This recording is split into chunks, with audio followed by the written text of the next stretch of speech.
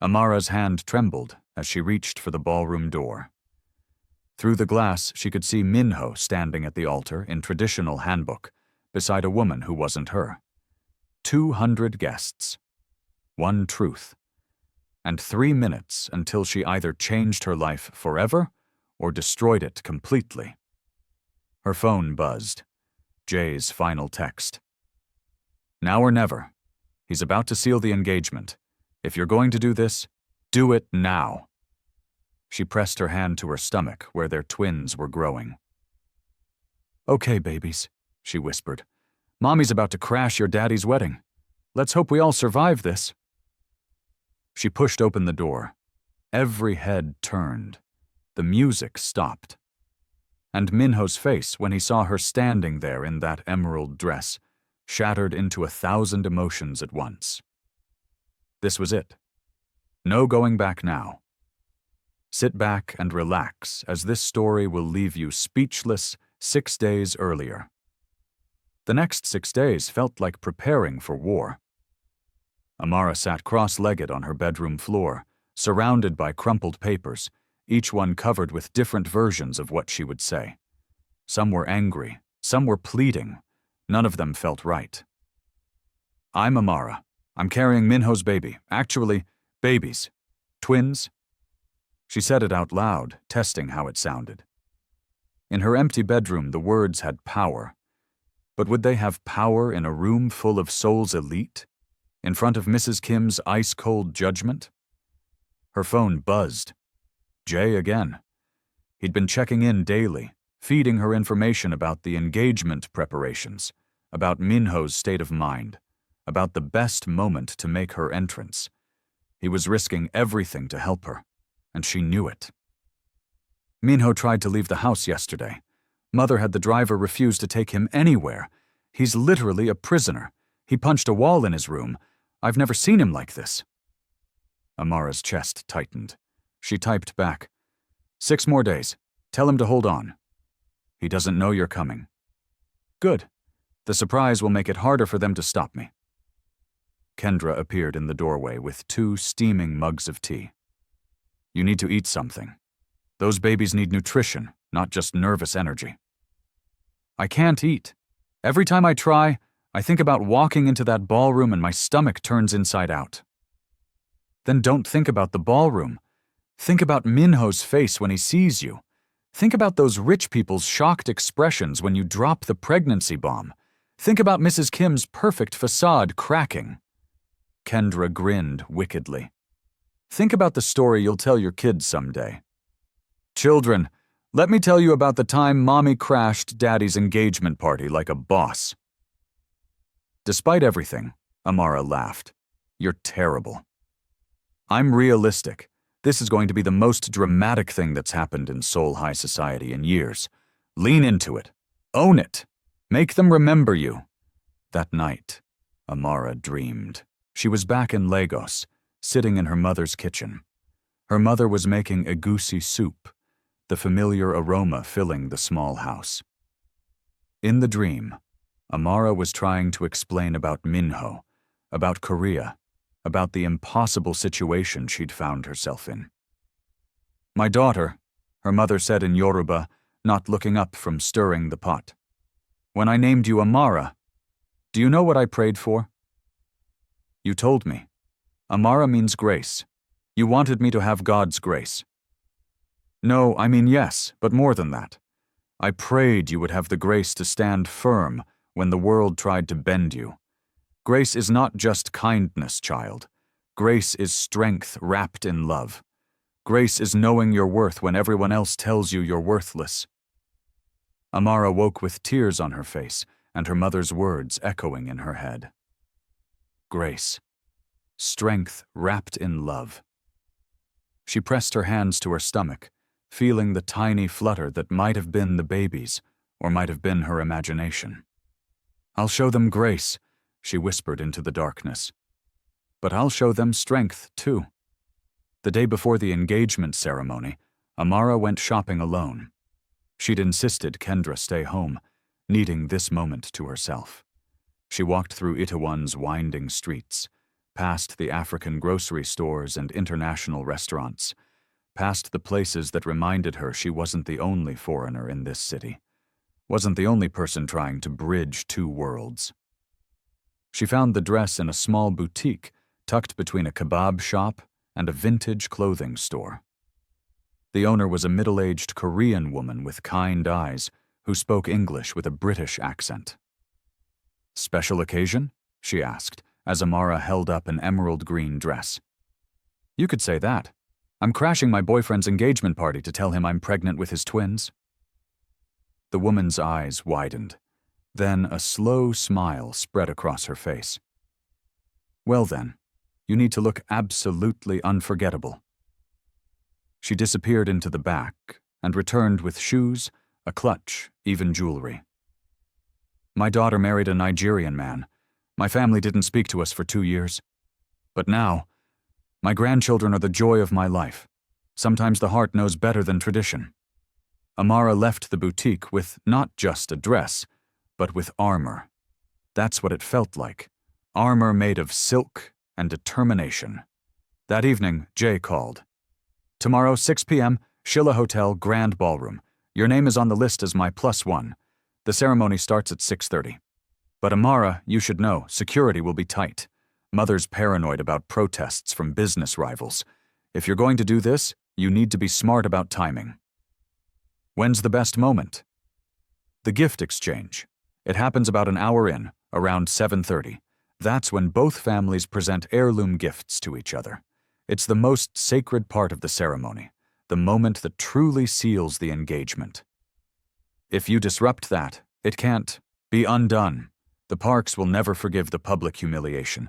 The business deal will collapse. Mother will never forgive you." "I don't need her forgiveness. I need Minho." "Then that's your moment. But Amara, be ready. Mother won't just let you speak. She'll try to have you removed the second she sees you." "Let her try." After hanging up, Amara stood at her window, looking out at the Seoul skyline. Somewhere out there, Minho was trapped in his family's house, probably staring at his own window, thinking about her, thinking about the life they could have had. Tomorrow she will give him a choice. Not the choice his mother wanted. The real choice. The morning of the engagement ceremony, Amara woke before dawn. She couldn't sleep, her mind racing with every possible scenario. What if Minho rejected her publicly? What if he chose duty over love? What if she walked in there and he looked at her with pity instead of love? But then she remembered his note, the one Jay had smuggled to her. "I never stopped loving you, not for a second." She held on to those words like a lifeline. Kendra made her breakfast, traditional Nigerian akara and pap, comfort food that reminded Amara of home and strength. They didn't talk much. What was there to say? They both knew what was coming. By afternoon, Kendra began the transformation. She worked on Amara's hair for 2 hours, creating an elegant updo with her natural coils, leaving strategic tendrils to frame her face. The effect was stunning, sophisticated but still undeniably her. "You look like a queen," Kendra said, stepping back to admire her work. "Like the kind of queen who starts revolutions." Makeup came next. Kendra had a steady hand and an artist's eye. She emphasized Amara's eyes, making them even more striking, and kept her lips natural. "You want them to see your face when you speak. You want them to see your truth." The dress fit like it had been made for her. The emerald green made her deep brown skin glow like she was lit from within. The cut was elegant without being flashy, expensive looking without trying too hard. She looked like she belonged in that ballroom, like she couldn't be dismissed. "Oh my God," Kendra breathed. "You look like you're about to change your whole life." "I am." Amara turned to her friend. "Thank you. For everything. For believing me when I said something was wrong. For pushing me to fight. For being here." "Girl, where else would I be? This is literally the most dramatic thing that's ever happened to anyone I know. I'm not missing the aftermath. But her eyes were wet. You've got this. Go get your man. The Uber ride to the Shilla Hotel took 35 minutes through Seoul's early evening traffic. Amara watched the city transform as they drove, from the university district where she lived to the gleaming towers of Gangnam, where people like Minho's family existed in a different stratosphere of wealth and power. She arrived late, a little bit past 7, to avoid any confrontations. The hotel rose before her like a cathedral of glass and gold. Even the entrance was intimidating. A red carpet, doormen in uniforms that probably cost more than her monthly rent. Amara took a deep breath, pressed her hand to her stomach where her babies were, and stepped out of the car. The doorman opened the massive glass door with a bow, his face professionally blank. Inside, the lobby was breathtaking. Crystal chandeliers that looked like frozen waterfalls, marble floors that reflected everything like mirrors, the subtle scent of expensive flowers perfuming the air. A young woman in a hotel uniform stood at a reception table outside the ballroom doors. Behind her, Amara could hear conversations indicating the party had started. Exactly what she wanted. Name, please? The woman asked in Korean. I'm with Jae Kim, Amara replied, proud that her voice didn't shake. The woman scanned her tablet, found the entry, and smiled professionally. Of course, please enjoy the ceremony. She handed Amara a program printed on thick cream cardstock with gold lettering. Amara looked down at it. The engagement ceremony of Kim Minho and Park Soo-jin. Her hands tightened on the program, crinkling the expensive paper. This was real. This was happening. She stood outside while scanning the program and waiting for a sign from Jay to storm in. Inside, the master of ceremonies announced the gift exchange, the formal sealing of the engagement. This was it. Soo-jin's father approached with an ornate wooden box inlaid with mother-of-pearl.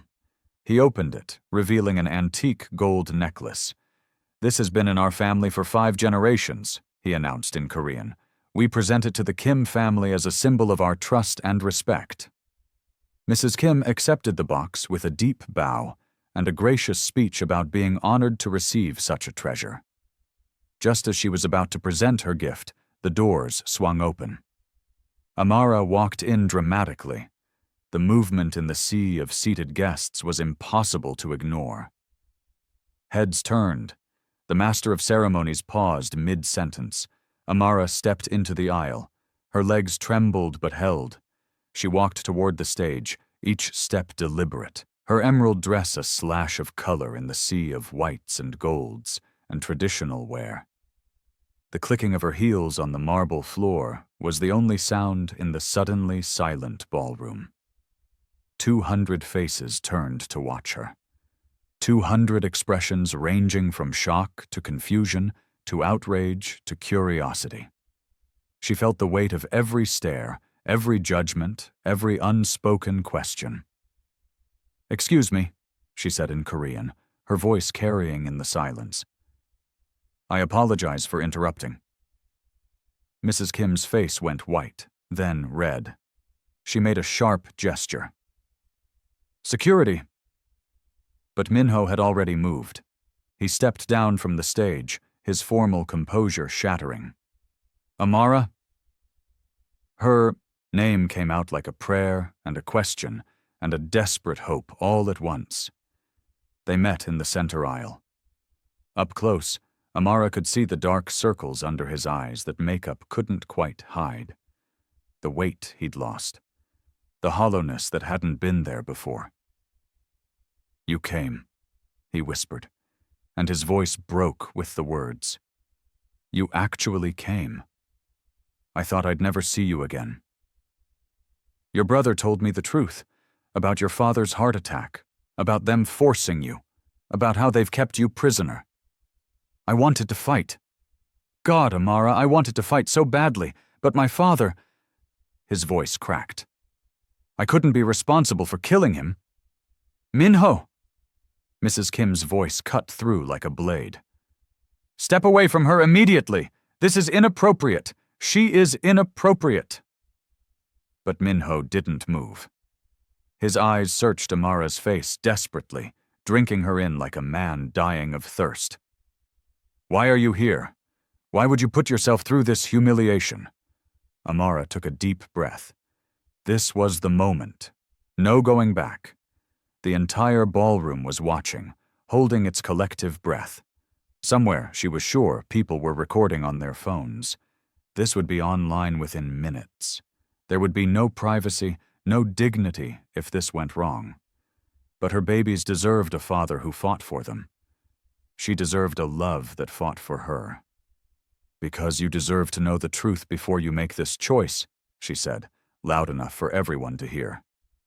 She switched to English for the words that mattered most, wanting there to be no misunderstanding. "I'm pregnant, Minho. I'm carrying your children, twins." The ballroom erupted. Gasps, shouts, the scrape of chairs as people stood for a better view. Camera phones appeared everywhere, held high, capturing every second of the scandal unfolding before them. Minho's face went through every emotion at once. Shock, disbelief, wonder, fear, joy. "Pregnant?" he repeated in English, his voice barely audible under the rising chaos. "Twins! Oh my God! Oh my God, Amara, why didn't you tell me?" "I tried." Tears were streaming down Amara's face now. "I tried to tell you, but you disappeared, and your mother came to my apartment trying to pay me off and telling me you were engaged to someone else and—" "She what?" Minho spun to face his mother, and the rage on his face silenced even the chaos around them. "You went to her apartment? You tried to pay her off like she was some kind of—" He couldn't even finish the sentence. Mrs. Kim had composed herself, her face a mask of icy dignity, even as her carefully planned day disintegrated around her. "This is clearly a desperate ploy for attention and money. Anyone can claim pregnancy. She probably—" "Don't."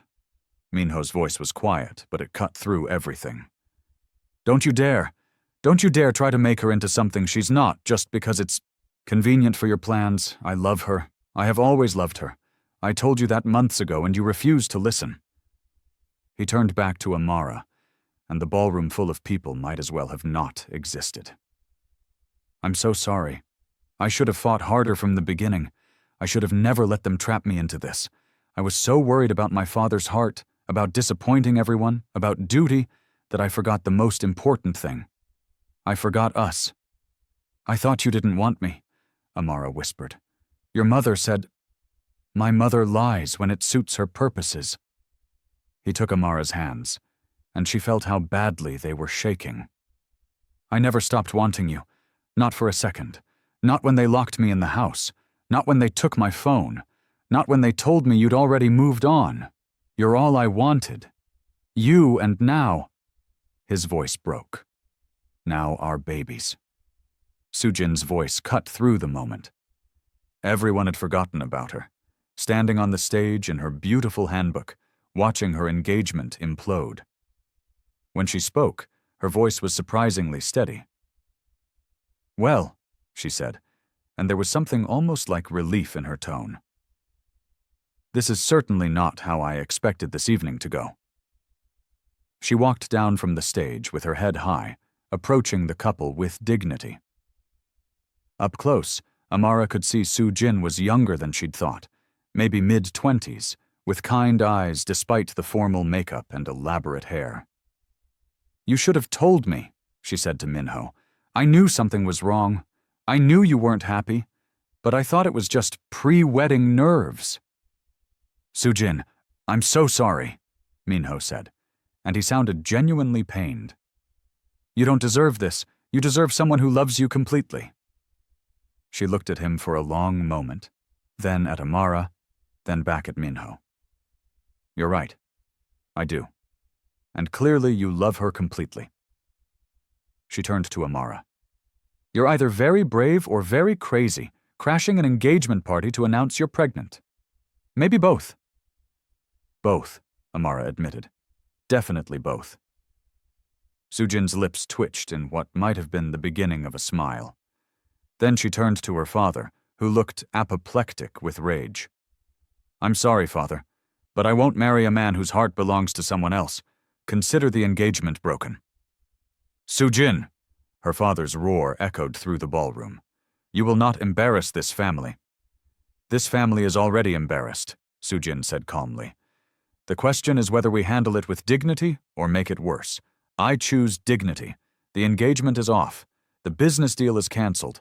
And I am leaving before this turns into more of a circus than it already is." She gathered her elaborate hanbok and walked toward the exit, her head high, her mother scrambling to follow her.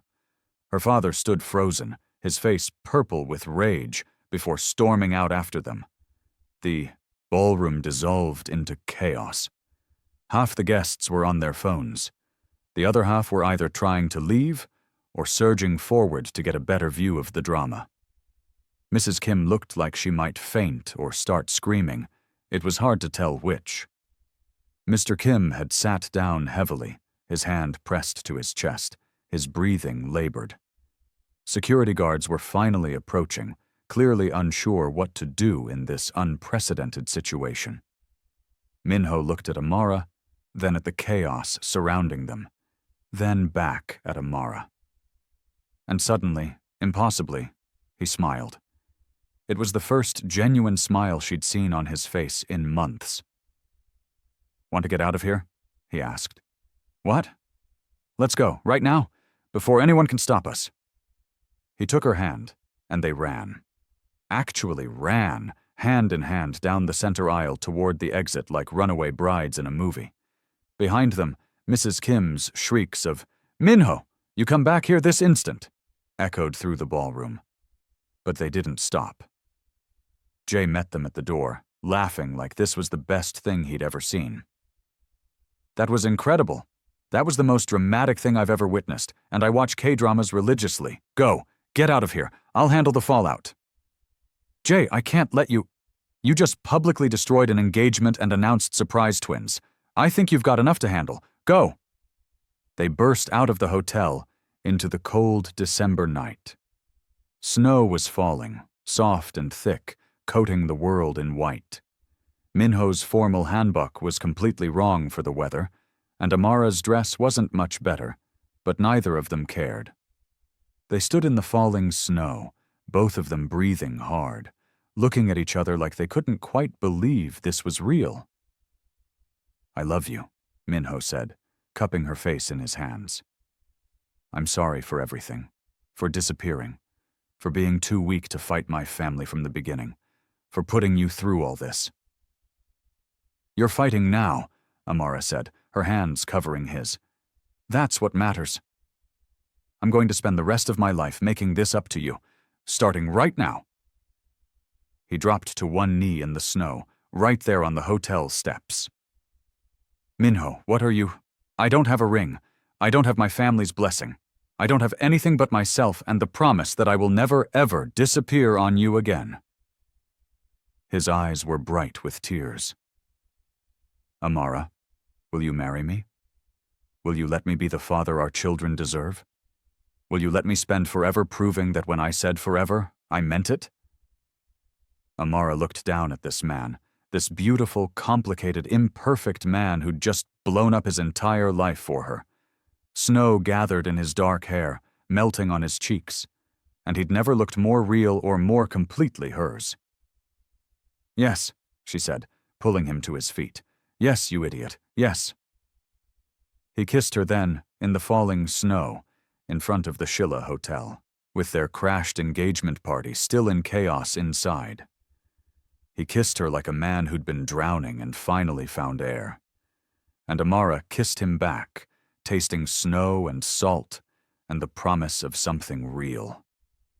A taxi pulled up, and they climbed in, still laughing, still crying, still not quite believing this was happening. "Where to?" the driver asked in Korean. Minho looked at Amara. "Your apartment? Kendra's probably worried. Kendra's probably watching this on her phone like everyone else in Seoul." As the taxi pulled away from the hotel, Amara looked back one last time. Through the windows, she could see guests spilling out onto the steps, still talking, still filming, still processing what they'd witnessed. Then Minho's hand found hers, and she turned away from the past. "My mother is going to make our lives hell," Minho said. "Your mother already tried to make my life hell. I survived." "Fair point. My father might have another heart attack." "Real or fake?" "God, I don't even know anymore. But Amara, you should know. They're probably going to cut me off completely. No money, no family support, nothing. I'll have to start over. Find a new job, find a place to live. It's going to be hard." "I didn't crash your engagement party because I thought it would be easy," Amara said. "I did it because some things are worth fighting for. You're worth fighting for. We're worth fighting for." He pulled her close, and she settled against his chest, listening to his heartbeat, solid and real, and finally here. "Twins?" he said softly, his hand moving to her stomach with wonder. "We're having twins. Are you scared?" "Terrified, excited, overwhelmed, grateful, all of it at once." He kissed the top of her head. "But mostly grateful. That you didn't give up on me. That you fought when I couldn't. That you crashed my engagement like some kind of romantic action hero." "I prefer romantic warrior queen," Amara said, and felt his laugh rumble through his chest. They rode through Seoul in comfortable silence, the city lights blurring past the windows. Two people who'd just blown up their lives and somehow ended up exactly where they needed to be. The taxi pulled up to Amara's apartment building. Before they could even get out, the apartment door flew open and Kendra stood there, phone in hand. "You're trending!" she screamed. #2 trending topic in all of Korea. Engagement crash has 3 million views already. There are like 50 videos of you walking down that aisle. Oh my God, you're famous!" "I don't want to be famous," Amara said. "I just wanted him." Kendra looked at Minho, her expression turning serious. You hurt my friend. You disappeared. You let your family treat her like garbage. Give me one reason why I shouldn't kick your ass right now." "Because I love her," Minho said simply. "Because I'm going to spend the rest of my life proving it. Because I just walked away from everything I've ever known to choose her and our babies. And because I really, really hope you'll help me make sure I never mess this up again." Kendra studied him for a long moment. Then she nodded. "Good answer. You can come in, but you're sleeping on the couch until you prove yourself." "Kendra," Amara started. "I'm kidding. Mostly. Come inside before you freeze to death in that completely inappropriate formal wear." They spent the rest of the night processing what had happened. Kendra showed them the videos spreading across Korean social media, the comments ranging from supportive, true love, to judgmental, shameful, to just entertaining, better than any drama. Around midnight, Jay called. "Mother has locked herself in her room. Father's doctor confirmed his heart is fine, shocking absolutely no one.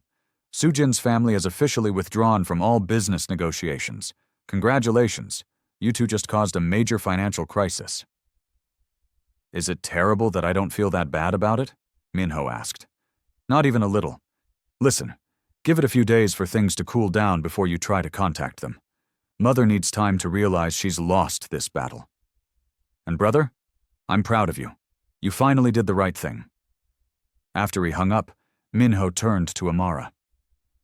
"Do you regret it? The scene at the engagement? The chaos?" She thought about it honestly. The stares, the whispers, the judgment, the videos that would probably follow her forever. Then she thought about Minho's face when he saw her, the way he'd chosen her in front of everyone, the feel of his hand on her stomach where their children grew. "No," she said firmly. "I fought for us. I fought for them." She placed his hand over her belly. "That's not something I'll ever regret. Are you regretting it?" "Never. Not for a second." He kissed her softly. "Where do I sleep tonight?" Kendra mentioned the couch. Kendra snorted from the kitchen where she was making tea. The man is the father of your children and you're asking where he sleeps? Please, just keep it down. I'm trying to sleep across the hall. That night, Amara lay in Minho's arms in her small bedroom, listening to his heartbeat, feeling the solid reality of him beside her after weeks of absence. It wasn't perfect. The apartment was tiny. The bed barely fit them both. Outside, Seoul continued its endless hum, and somewhere out there, his family was probably strategizing their next move. But none of that mattered right now. Tell me about the babies, Minho whispered in the darkness. Tell me everything I missed. So Amara told him. About the morning sickness that had finally started to ease. About the first ultrasound where she'd seen 2 tiny heartbeats flickering on the screen and burst into tears. About how Kendra had held her hand through every doctor's appointment. About the Korean doctor who'd been surprisingly kind when Amara explained in broken Korean that the father wasn't in the picture. Except now he is, Minho said fiercely. I'm here now. I'm not missing anything else. Every appointment, every milestone, every moment, I'm here. Your mother is going to try to destroy us, you know. This isn't over. Let her try. She underestimated you once. That was her mistake. He propped himself up on one elbow, looking down at her in the dim light filtering through the curtains. You walked into that ballroom like you owned it. You stood in front of 200 people and told your truth. You were magnificent. I was terrified. You were both. That's what made it magnificent. He traced gentle patterns on her stomach. When did you find out? About the twins? 3 days after you disappeared. I went to the doctor because I was so sick, and she did an ultrasound and there they were. 2 little beans. Amara felt tears starting again. I wanted to tell you so badly. I had this whole plan. I was going to make you guess, give you hints, make it special. Instead, I told you in front of everyone we know and several hundred people we don't. It was still special. Unconventional, definitely. But it's special. He kissed her forehead. I'm sorry you had to go through this alone. I'm sorry my family put you in that position. You were in an impossible situation. I should have made it possible. I should have chosen you from the first moment my mother suggested this engagement nonsense. He sighed, his breath warm against her hair. My father's heart attack. I still don't know if it was real or exaggerated. But the guilt was real. The fear of being responsible for his death was real. And my mother knew exactly how to use that against me. Do you think he'll be okay? Your father? Honestly? I think his heart is fine. I think he's a master manipulator who taught my mother everything she knows. But I can't prove it, and that's what makes it so effective. He was quiet for a moment. I failed you, Amara. When it mattered most, I let them control me. I let them separate us. But you came back. That's what matters. You came back, he corrected. You're the one who crashed my engagement. You're the one who fought. I was still trapped until you freed me. Then we freed each other. You chose me in front of everyone. That took courage, too. They lay in comfortable silence for a while, Minho's hand resting protectively on her stomach. Finally, Amara spoke again. What happens tomorrow, when the shock wears off and reality sets in? Tomorrow, I will call my boss, and probably get fired when the videos go viral. I'll start looking for a new job. We'll find a bigger apartment because this place definitely won't fit 2 babies. We go to the doctor and make sure you and the twins are healthy. We start building the life I should have been fighting for all along. Just like that? Just like that. It won't be easy. We'll probably struggle financially for a while. Your scholarship might be in jeopardy if this scandal affects the university. We'll face judgment and racism and people who think we made the wrong choice. But Amara, I would rather face all of that with you than live comfortably in a life that's killing my soul. That's very romantic, but also let's try not to be too poor. Babies are expensive. Twins are double expensive. He laughed softly. Practical even in the middle of declarations of love. This is why I fell for you. I thought you fell for me because I couldn't pronounce Korean words properly, and you found it cute. That too. Your terrible pronunciation of 감사합니다 was adorable. It's a hard word. It's 2 syllables. 4 syllables, and you know it. They bickered playfully until Amara yawned, exhaustion finally catching up with her. The day had been so intense, so emotionally draining, that her body was demanding rest. Sleep, Minho murmured, pulling her closer. I'll be here when you wake up, I promise. You better be. If I wake up and you've disappeared again, I'm coming after you with more than just a dramatic speech. Noted. No more disappearing. Got it. Amara drifted off to sleep in his arms, and for the first time in weeks, she didn't have nightmares. She didn't dream of Minho walking away. She didn't wake up panicking that this was all temporary. She slept deeply, peacefully, held by the man who'd finally chosen her over everything else. The next morning, they were woken by Amara's phone ringing incessantly. She fumbled for it, squinting at the screen. Unknown number. Hello? She answered groggily. Miss Amara, this is Professor Lee from the university. I'm calling about an urgent matter regarding your scholarship status. We need to meet today. Amara sat up, suddenly wide awake. Is something wrong? Just please come to my office at 2 p.m. We need to discuss recent events. And the troubles just began. If you loved this story and want to see more cross-cultural love stories, emotional journeys, and tales of people brave enough to fight for what matters, hit that subscribe button. Drop a comment telling me what moment hit you the hardest. Was it the engagement crash or the reunion?